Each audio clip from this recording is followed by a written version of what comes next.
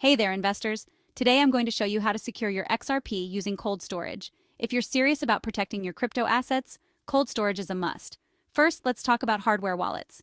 Devices like the Ledger Nano S or X are fantastic options. These hardware wallets store your private keys offline, reducing the risk of hacking or malware attacks. To get started, set up your hardware wallet following the manufacturer's instructions.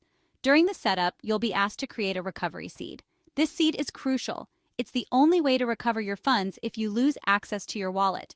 Make sure you write it down and store it in a safe place, away from prying eyes. Another option is creating a paper wallet. This involves generating and printing your XRP address and private key offline. Be sure to do this on a secure, virus-free computer. Once printed, store the paper wallet in a secure location like a safe or a safety deposit box. Remember, never store your private keys digitally. This includes taking photos or screenshots. Digital storage increases the risk of unauthorized access.